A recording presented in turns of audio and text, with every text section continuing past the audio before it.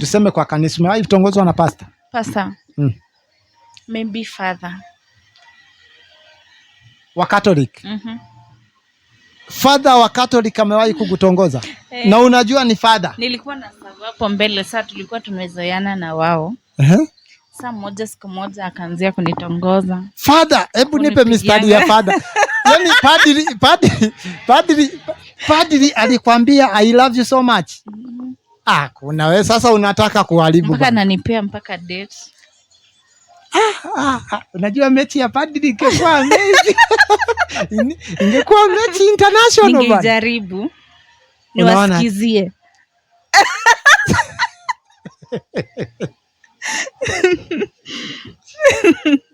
So unamaanisha huko ndani kuna kitu kinaendeleanga ambayo si vile tunafikiria. I think. So wanakurana kulingana na venye unajua. I think lazima umekuwa huko ndani unajua. I think ni lazima wanakulana. Watu hawezi kaa hivyo. Anatongoza kama mimi ama najificha ficha? Anatongoza tu kama wewe.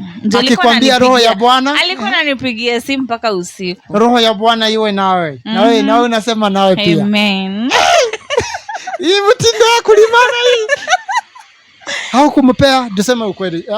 Sema ukweli. Kama ulijaribu? Sikumpea. Lakini mliwahi karibia. Mliwahi karibia. Ulikuwa kadogo? I was in high school. Yaani huko hata na 18. Nimemaliza high school. Sikuwa nimefika 18. Father anakuja nakwambia nakupenda. Ukajibu aje? Ananipigia simu usiku. Sasa simi unajua na mkato off kidogo. Hii hata natoa miwani.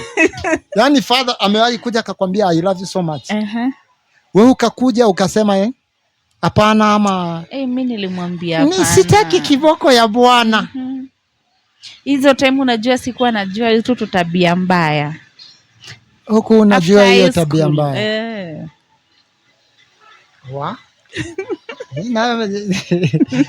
Padri uni wa kujiekelea ulikonifahamu ni ule mwenyewe. Father na alikuwa na nini masa hapo mbele. Alikuwa unajua hii kitu inaitwa sacrament.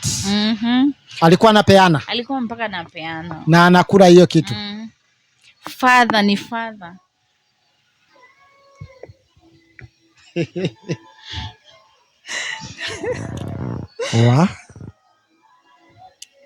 Sasa hapo ulitoka aje? Ilibidi uache kanisa? Nilimkatofu tu. Nilitoka hiyo time nilikuwa ushago. Nikaama ushago nikakuja Nairobi. Ikawa imeisha hivyo. Bado nikiwa Nairobi alikuwa ananipigia. Wanaaminiwa sana nini na nini. Hakuna usoi trust mtu kwa hii dunia. Father Catholic. Hukuambia mtu? I think ilikuwa siri tu yangu. Na sijaiambia mzee. Kwa historia yako umewahi bakwa na mtu? Sijai. Ama umewahi ponea? Mwanamke ndiye afike hapa, kuna vitu mingi wanapitia. Ni vile hamfungukangi mtu ambiangi.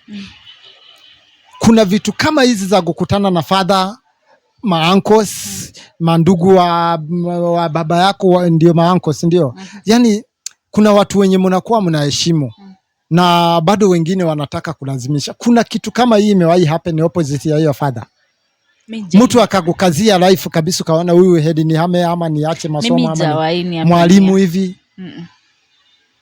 Father tu ndiye alijaribu kuvaa kiatu yako. Na aliforce. Ama ilikuwa ni ile kukosea tu anajaribu aone kama. Alikuwa serious. Alikuwa anataka. Unaona huyu anataka. Ungempea mechi mechi nilikuwa mdogo.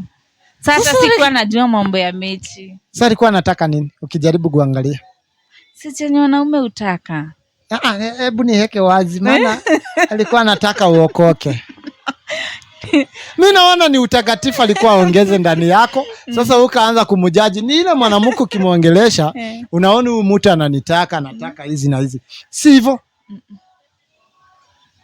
Lakini najiambianga kitu gani nilikuonyesha kwa serious? Vile alikuwa ananipigia simu mpaka night usiku. Na vile nikuja bado Nairobi alikuwa ananipigia. Ananiambia sijui ako place fulani kama tunaweza meet. Nikaona ako serious nikamcut off. Naona hii kumbe upwiru inawasumbua. Anakuanga na upwiru kumbe. Kumbe upwiru inahangaisha kila mtu kumbe bana. Jamani, sasa hapo inakuanga aje ikifanyika kitu kama hiyo? Unaihandle aje? Vitu zingine. Kuna wasichana wanapitia vitu kama hivi, unaweza sema aje? Ama washauri aje? Nataka ujumbe wako watumie hapo. Wenye wanapitia? Yaani kuna msichana kwa age ile ulikuwa na bado anapitia challenge kama hizo.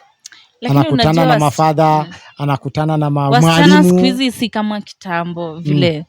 Si tulikuwa unapewa dodi ya hiyo. Siku hizi ukimwonyesha tu pesa hivi, kuna pesa, ameitikia. Wewe huwezi itikia? Ni ngumu.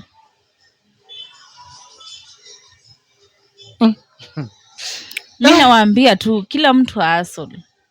Achana na hizi pesa za haraka. Na wachane na hizi pesa za wanaume. Wanawake watafute pesa zao. Lakini si mwanamke anafaa kukua kwa mikono ya mwanaume? Si lazima. Kama unajituma hata wanaume huwezi wakumbuka. Tafuta tu pesa yako. Watu watafute pesa, waachane na wanaume. Hiyo ndio ujumbe unawapatia. Anyway, nikiangalia vile jamii inaishi, kila mtu anakimbilia pesa, si ndio? Unaweza kaa bila pesa? Siwezi kaa bila pesa. Lakini pia wewe ukinipea siwezi kataa. Nikikupea huwezi kataa. Usi nimekutoa kwa mfuko. Unajitoleanga kunipea. Kuna mwenye hata ukuangi umemuomba lakini unaona confirm. Unahongwa. Napata message imeingia. Na hujaomba. Hiyo unaweza kataa. Kama wewe ni mwanamke. Sunauliza hii pesa ni ya nini umetuma? Mimi namwambianga tu asante. Na akikwambia nakuhitaji. Hii kitu ni yangu, ni mimi nafaa ni decide. We.